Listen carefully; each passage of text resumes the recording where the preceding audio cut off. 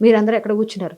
మన భారతదేశ స్త్రీకి సంస్కృతి సంప్రదాయాలకు పుట్టినిల్లైన ఆలవాలమైన మన భారతదేశానికి ప్రతీకగా ఉండి మన సంస్కృతిని ఇష్టపడి అవలంబిస్తున్న పాశ్చాత్యులందరూ ఇక్కడ మారి సాధుసంతులుగా మారుతున్నారు, చీరలు కట్టుకుంటున్నారు, ఈ మన సంప్రదాయం ప్రకారంగా పెళ్ళిళ్ళు చేసుకుంటున్నారు. మనమేమో వాళ్ళ బట్టలు వేసుకొని సగం అర్ధనగ్నంగా చేసుకుంటూ పిచ్చి పిచ్చిగా పిల్లల్ని రెచ్చగొడుతూ యువతను రెచ్చగొడితే మీరు వేసుకొచ్చే బట్టలను చూపించడానికి నేను నా కొడుకునో మా తమ్ముడినో ఎవరో పట్టుకొని బయటికి రాగలనా? మీరు వేసుకునే బట్టలను చూసి అసహ్యపడిపోయి మొహాలు తలదించుకొని వెళ్ళిపోతున్న నా పక్కన ఉన్న నా పిల్లల్ని చూసి నేను ఏం సమాధానం చెప్పాలి? అంటే సినిమా ఇండస్ట్రీ అంటే విచ్చలవిడితనమా? స్వేచ్ఛ అంటే స్వాతంత్రం అంటే ఏంటి? ఇష్టంగా బట్టలు వేసుకుంటేనే స్వేచ్ఛన? ఇష్టం వచ్చినట్టుగా నోటు దురుసుగా మాట్లాడితే బూతులు తిరిగి బిగ్ బాస్లోకి తీసుకుంటారని మాట్లాడడం ఆడవాళ్ళ స్వాతంత్రమా? ఇది కాదు కదా మనం చెప్పాల్సింది.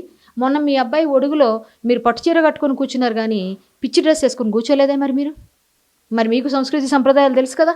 మరి అనసూయ గారు మాట్లాడారు కదా, నా ఇష్టం నా దుస్తులని. అదే దుస్తులు మరి మీ అబ్బాయి ఒడుగులో ఎందుకు వేసుకోలేదు? మరి మీ ఇష్టం కదా, అప్పుడు కూడా వేసుకోవచ్చు. అంటే అప్పుడు మీకు సంస్కృతి సంప్రదాయం గుర్తొచ్చిందా?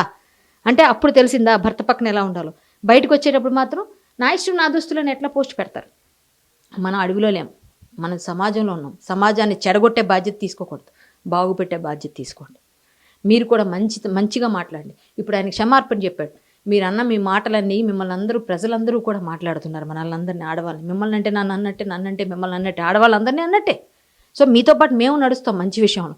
ఇలాంటి వాటిలో మేము సపోర్ట్ చేయం, ఆయనకే సపోర్ట్ చేస్తాం. ఎందుకంటే ఆయన మంచి విషయం చెప్పాడు. నాకు ఒక అన్నో తమ్ముడో ఉంటే నేను ఆయన శభాష్ అని అంటాను. ఎందుకంటే మేమందరం అలాగే పాటిస్తాం.